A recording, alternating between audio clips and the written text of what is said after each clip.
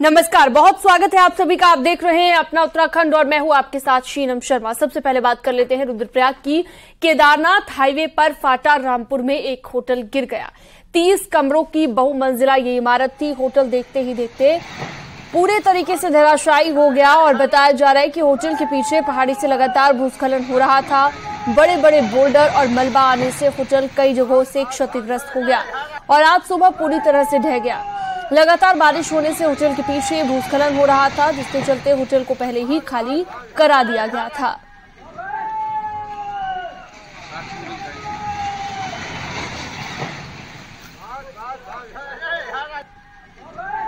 तो ये एक्सक्लूसिव तस्वीर न्यूज़ 18 आपको दिखा रहा है। जब होटल धराशायी हुआ, जब ये बहुमंजिला इमारत गिरी, उस दौरान की तस्वीर आपको हम दिखा रहे हैं। ये वीडियो सोशल मीडिया पर वायरल हो रहा है। बारिश और भूस्खलन से होटल ढह गया तो भारी नुकसान हुआ है बारिश की वजह से। तस्वीरें आप देख रहे हैं। हालांकि होटल को पहले ही एहतियातन तौर पर खाली करा लिया गया था। गनीमत रही कि जानमाल का कोई नुकसान नहीं हुआ, लेकिन बड़ा नुकसान यहां पर हुआ है भूस्खलन की वजह से।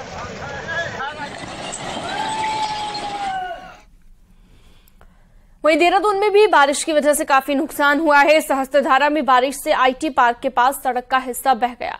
तपोवन रोड पर सोमनाथ इलाके में सड़क कट गई और वॉर मेमोरियल हॉस्टल का एक हिस्सा गायब हो गया। ये देखिए तस्वीरें आपके सामने हैं, किस तरह से ये भूस्खलन हुआ और आईटी पार्क के पास सड़क का एक हिस्सा बह गया।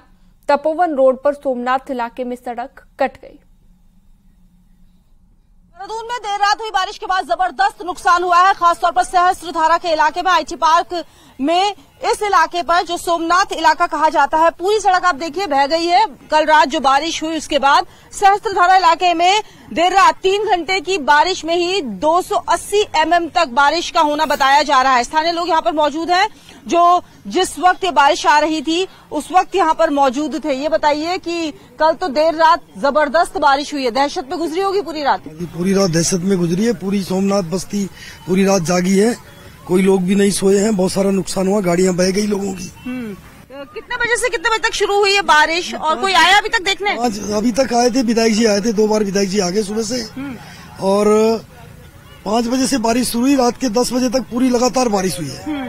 यहाँ से आसपास के जो इलाके हैं आप देखिए कि किस तरीके से वो पूरा हिस्सा एक तो बह गया। इसके अलावा यहाँ पर पास में ही एक हॉस्टल है, उसकी पूरी दीवार जो है वो टूट गई है। सहस्त्रधारा इलाके की अगर हम बात करें, वहां पर सड़क का पूरा एक हिस्सा जो है वो बह गया है।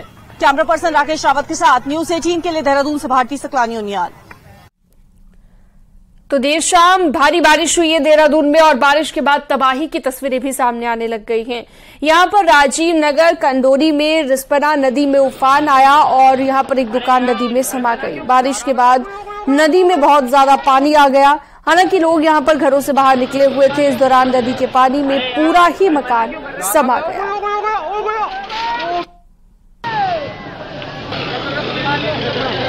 अरे यार, अरे मना क्यों कर रहे हो?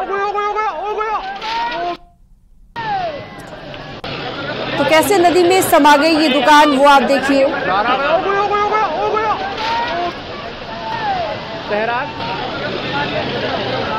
यार, अरे मना क्यों कर रहे हो?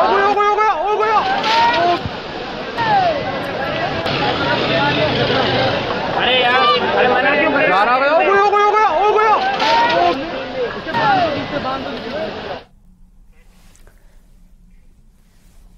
तो बारिश ने काफी नुकसान पहुंचाया है। देहरादून के डाकरा और आसपास के इलाकों में भी काफी बारिश हुई है। तेज बारिश के चलते टपकेश्वर महादेव मंदिर के किनारे बहने वाली तमसा नदी में भी उफान आया है। बरसात इतनी तेज हुई कि नदी का पानी मंदिर परिसर के अंदर घुस गया और शाम के वक्त मंदिर में श्रद्धालु बहुत कम थे, जिससे बड़ा हादसा नहीं हुआ। सड़कों पर भी पानी भरा दिखाई दिया और सड़कें भी नदी की तरह बहती हुई नजर आई। वहीं सहस्त्रधारा रोड पर भी बाढ़ जैसे हालात बन गए। भारी बारिश की वजह से सड़कों पर इतना पानी आ गया कि ट्रैफिक ही रोकना पड़ा।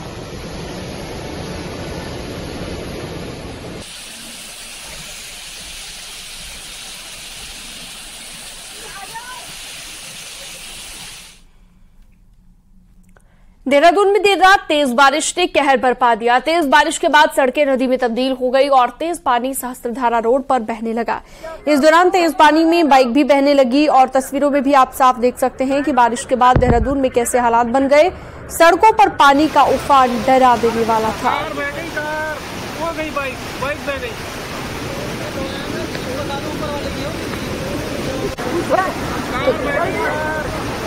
तो देख सकते हैं तस्वीरें हम आपको दिखा रहे हैं, एक्सक्लूसिव तस्वीरें देहरादून से हमने आपको बताई। और देहरादून में बारिश के बाद नदियां उफान पर हैं। प्रेमनगर की टॉस नदी में 2 लड़के फंस गए थे और दोनों लड़के पिकनिक मनाने टॉस नदी में आए थे। इस दौरान वो पानी के तेज बहाव में फंस गए। सूचना के बाद मौके पर पहुंची पुलिस ने रस्सी के जरिए लड़कों का रेस्क्यू किया। रेस्क्यू करने में पुलिस को कड़ी मशक्कत करनी पड़ी। प्रेमनगर थाना क्षेत्र के टॉस नदी की ये घटना है।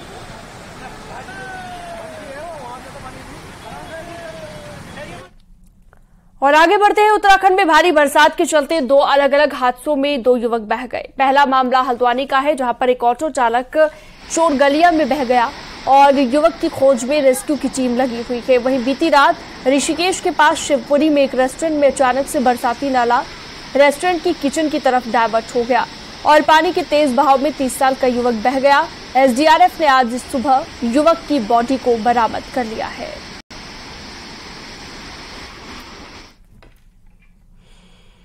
आगे बढ़ते हैं, देहरादून में बारिश की वजह से काफी नुकसान हुआ है। शांति विहार में घरों में बारिश का पानी घुस गया। टपकेश्वर महादेव मंदिर परिसर में भी पानी भर गया।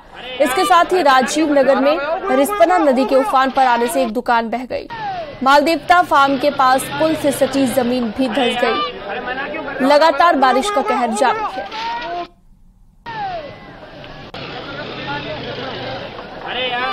और चलिए सीधा रुख करते हैं, भारती सकलानी हमारे साथ लाइव जुड़ चुकी हैं देहरादून से, हमारी सहयोगी। भारती, हम देख रहे हैं कि देहरादून में अलग अलग जगहों पर काफी नुकसान हुआ है। प्रशासन किस तरह से मदद कर रहा है लोगों की और किस तरह से आंकलन किया जा रहा है, कितना नुकसान लगभग हो चुका है देहरादून में बीते दिन जो बारिश हुई है?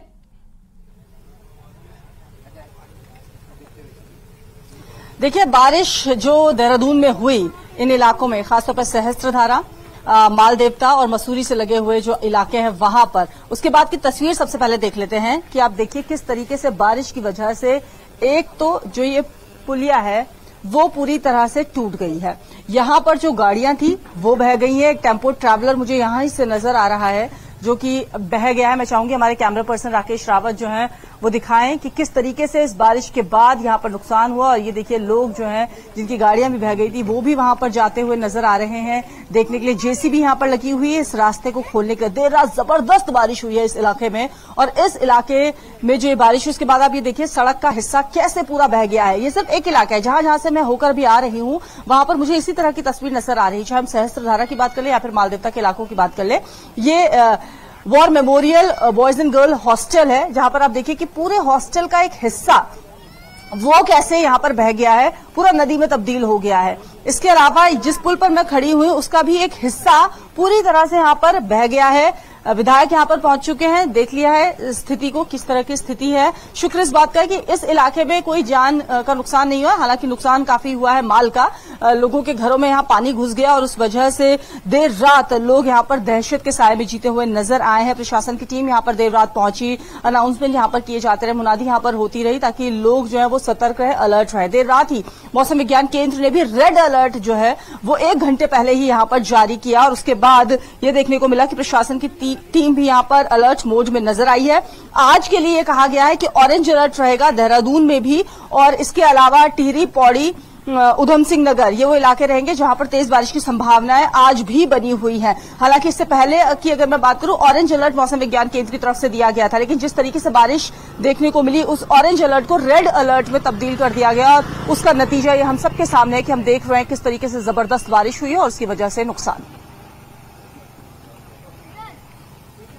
बिल्कुल भारती, और जैसा कि आपने जिक्र भी किया कि जान माल का कोई नुकसान नहीं हुआ है, लेकिन स्थिति अभी भी खराब बनी हुई है। बहुत शुक्रिया तमाम जानकारी के लिए आपका। आगे बढ़ते हैं, उत्तराखंड की बात कर रहे हैं। लगातार हम एक बार फिर से तेज बारिश को लेकर अलर्ट जारी कर दिया है मौसम विज्ञान केंद्र ने। देहरादून समेत 5 जिलों के लिए तेज बारिश का अलर्ट जारी किया गया है। टिहरी, पौड़ी, नैनीताल, चंपावत, उधम सिंह नगर में तेज बारिश का अलर्ट है। आपको बता दें कल देर रात दून के कई इलाकों में जबरदस्त बारिश हुई है। आज देहरादून में सभी स्कूल और आंगनबाड़ी केंद्र बंद रहेंगे। तेज बारिश के अलर्ट को देखते हुए फैसला लिया गया।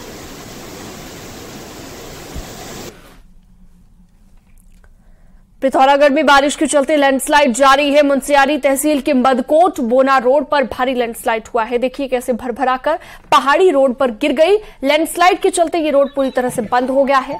सड़क बंद होने से लोगों को खासी दिक्कत हो रही है। जिले में ऐसे ही लैंडस्लाइड के चलते 20 से ज्यादा सड़कें बंद हैं। कार बह गई, कार हो गई, बाइक बह गई।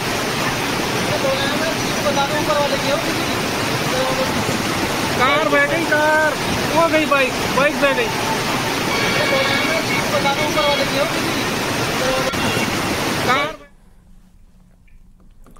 रुद्रप्रयाग में केदारनाथ हाईवे बंद हो गया है। देवीधार खुमेरा के पास हाईवे बंद हो गया है। भूधंसाव की चपेट में आने से सड़क बंद हो गई और आवाजाही भी प्रभावित हुई है। सड़क का आधा हिस्सा पानी में बह गया और पहाड़ों में हो रही लगातार बारिश की वजह से हाईवे पर सफर खतरनाक बना हुआ है।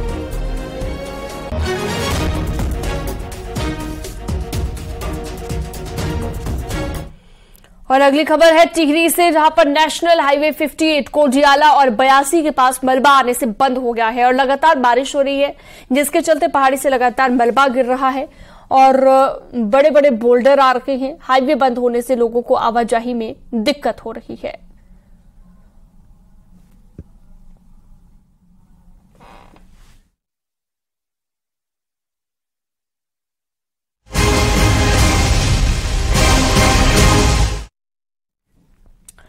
और चलिए इसी बीच एक बड़ी जानकारी कि उत्तराखंड में हुए आपदा के नुकसान का केंद्रीय टीम आंकलन करेगी। भारत सरकार की टीम आपदा का जायजा लेने के लिए आज पहुंचेगी।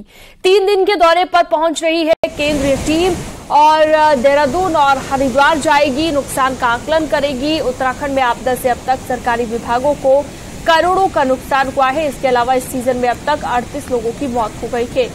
20 लोग लापता हैं। 1200 से ज्यादा घरों को नुकसान पहुंचा हुआ है। तो ये बड़ी जानकारी, बड़ी खबर हम आपको लगातार बता रहे हैं। आज केंद्रीय टीम पहुंचेगी उत्तराखंड, आपदा से हुए नुकसान का आंकलन करेगी। खबर पर ज्यादा जानकारी के लिए सुनील और प्रभात हमारे साथ देहरादून से जुड़ गए हैं। सुनील, 3 दिनों तक देहरादून और हरिद्वार का दौरा करने वाली है केंद्रीय टीम। आपदा से कितना नुकसान हुआ है, इन चीजों को लेकर आंकलन किया जाएगा। कब तक ये टीम पहुंचेगी? देखिए, आज दोपहर बाद केंद्रीय टीम उत्तराखंड पहुंचेगी। ज्वाइंट सेक्रेटरी हर्ष गुप्ता इसका नेतृत्व कर रहे हैं। उत्तराखंड में इस मानसून काल में भारी तबाही मची है और खासकर एग्रीकल्चर लैंड इसमें तबाह हुई है। सड़कों को भारी नुकसान पहुंचा है। लोक निर्माण विभाग को अकेले 367 करोड़ का नुकसान अभी तक हो चुका है। और सबसे ज्यादा अगर नुकसान की मैं बात करूं तो हरिद्वार वाला एरिया है, जो कई दिन तक हरिद्वार की लक्सर और तमाम तहसीलें पानी में डूबी रही। वहां पर सबसे ज्यादा नुकसान आंका गया है। तो स्टेट गवर्नमेंट ने अभी तक बारिश से हुए नुकसान का आंकलन कर लिया है। कल भी सचिव आपदा प्रबंधन ने तमाम अधिकारियों की मीटिंग ली और उनसे प्रत्येक विभाग का विभागवार ब्यौरा मांगा गया कि किस विभाग को कितना नुकसान इस डिजास्टर में पहुंचा है। आज जब केंद्रीय टीम दोपहर बाद देहरादून पहुंचेगी तो उसके सामने प्रेजेंटेशन दिया जाएगा। प्रदेश के हालात से केंद्रीय टीम को रूबरू कराया जाएगा। उसके बाद केंद्रीय टीम हरिद्वार मूव करेगी। हरिद्वार में वो 1-2 दिन डेरा डाल सकते हैं, क्योंकि हरिद्वार का एक बड़ा भूभाग, बड़ा क्षेत्र वहां पर बाढ़ की चपेट में आया, बड़ा नुकसान वहां पर हुआ है। इसका अगले 3 दिनों तक इसका आंकलन चलेगा और उसके बाद राज्य सरकार की कोशिश होगी कि उसको जितना नुकसान हुआ है उसको वो केंद्र के सामने रख सके ताकि उसकी प्रतिपूर्ति हासिल की जा सके। जी बिल्कुल, तो आपदा से हुए नुकसान का आंकलन किया जाएगा। बहुत शुक्रिया आपका सुनील और प्रभात इस तमाम जानकारी के लिए। और चलिए इसी बीच एक और बड़ी खबर आ रही है देहरादून से, जहां पर आज तीलू रौतेली पुरस्कार दिया जाएगा और सीएम धामी के हाथों ये पुरस्कार दिया जाएगा। राज्य की 13 महिलाओं को सम्मानित किया जाएगा। इसके साथ ही आंगनबाड़ी कार्यकर्ताओं को भी यहां पर पुरस्कार आवंटित किए जाएंगे और 34 आंगनबाड़ी कार्यकर्ताओं को यहां पर सम्मानित किया जाना है। महिला एवं बाल विकास विभाग का ये कार्यक्रम है, जो कि IRTD सभागार में आज 11:30 बजे से शुरू होगा। IRDT सभागार में इस कार्यक्रम का आयोजन किया गया है।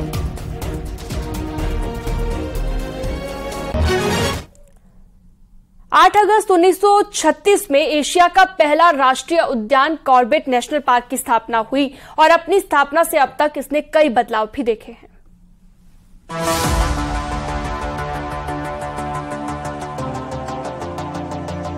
कॉर्बेट नेशनल पार्क आज 87 साल का हो गया है। 8 अगस्त 1936 में इस पार्क का नाम हेली नेशनल पार्क रखा गया, लेकिन देश की आजादी के बाद इसका नाम रामगंगा नेशनल पार्क कर दिया गया। बाद में जिम कॉर्बेट की मृत्यु के बाद इसका नाम बदलकर कॉर्बेट नेशनल पार्क कर दिया गया।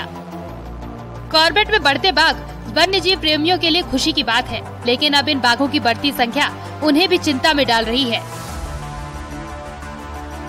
कई सारे जोन यहाँ पर बन चुके हैं जहाँ पर सफारी होती है। पहले बहुत चुनिंदा पर्यटन यहाँ पे होता था, लेकिन यह है कि बाघों की संख्या के मामले में देखा जाए, जब प्रोजेक्ट टाइगर लॉन्च हुआ 1973 में, तब से लेकर अब तक ये एक सक्सेस स्टोरी माना जा सकता है, क्योंकि बाघों की संख्या यहाँ लगातार बढ़ी है। 1 अप्रैल 1973 को देश के प्रोजेक्ट टाइगर की शुरुआत हुई। प्रोजेक्ट टाइगर की ये प्रयोग स्थली बाघों के घनत्व के मामले में हमेशा नंबर 1 पर रही। 2006 की गणना में यहाँ 164 बाघ पाए गए। वहीं 2010 में ये संख्या बढ़कर 214 तक पहुँची। हालांकि 2014 में यहाँ एक ही बाघ की बढ़ोतरी दर्ज की गई, जबकि 2018 में यहाँ 231 बाघ थे, जो 2022 में बढ़कर 260 तक पहुँच गए। वहीं बढ़ते बाघ विभाग के लिए कई चुनौतियां भी साथ लेकर आते हैं, जिन पर विभाग को फोकस करना होगा। ऑलमोस्ट यहाँ पे 2 स्क्वायर किलोमीटर में एक टाइगर पाया जाता है, तो 20 स्क्वायर किलोमीटर में, तो यहाँ पे तो यहाँ मैन एनिमल का कॉन्फ्लिक्ट बढ़ ही रहा है और इसका संभावना भी ज़्यादा होता जाएगा आने वाले समय में। लेकिन इस क्रम में हम नए नए प्रोग्राम्स ला रहे हैं और नए नए हमारे जो मॉनिटरिंग कर रहे हैं उसमें वृद्धि ला रहे हैं। बाघों के घनत्व के मामले में यहाँ 20 किलोमीटर में एक बाघ पाया जाता है। ऐसे में इन बाघों से इंसान का टकराव होना लाजमी है। साथ ही बाघों की बढ़ती संख्या शिकारियों को भी आकर्षित करती है। ऐसे में इन चुनौतियों से कॉर्बेट प्रशासन कैसे पार पाता है, ये देखने वाली बात होगी। न्यूज़ 18 के लिए रामनगर से गोविंद पाटनी की रिपोर्ट। और चलिए अब एक नजर डालते हैं पहाड़ की 10 बड़ी खबरों पर। रामनगर की ढेला नदी की तेज बहाव में बाइक के साथ गए 4 लड़के फंस गए और बाद में सभी को सुरक्षित निकाला गया। हल्द्वानी में बरसाती नाले की चपेट में एक बाइक सवार आ गया, लेकिन स्थानीय लोगों ने बाइक सवार को बचा लिया। जोशीमठ के मारवाड़ी में भूस्खलन हुआ है और यहां पर हरे भरे पेड़ और बड़े बड़े बोल्डर नदी में समा गए हैं।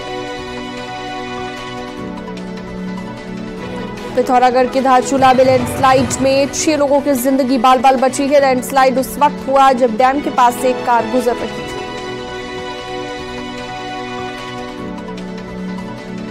जोशीमठ में राष्ट्रीय हथकरघा दिवस के अवसर पर बीजेपी ने कार्यक्रम का आयोजन किया, जिसमें महिलाओं ने हाथों से बनी हुई वस्तुओं की प्रदर्शनी लगाई गई। नैनीताल में बारिश के चलते 20 से ज्यादा सड़कें बंद हो गई हैं। हल्द्वानी से नैनीताल जाने वाला हाईवे 2 गांव के पास बंद हो गया है। अल्मोड़ा में नशे की लत के चलते 2 भाई चोर बन गए। चोरी की शिकायत पर पुलिस ने आरोपियों को गिरफ्तार कर जेल भेज दिया। बागेश्वर पुलिस ने 3 लोगों को वन्यजीव के अंग की तस्करी करते हुए पकड़ा के तीनों के पास से भालुओं के अंग बरामद किए गए। रुड़की के मंगलौर और नारसन में छापेमारी कर भारी मात्रा में लहन को नष्ट किया गया। आरोपी फरार हो गए।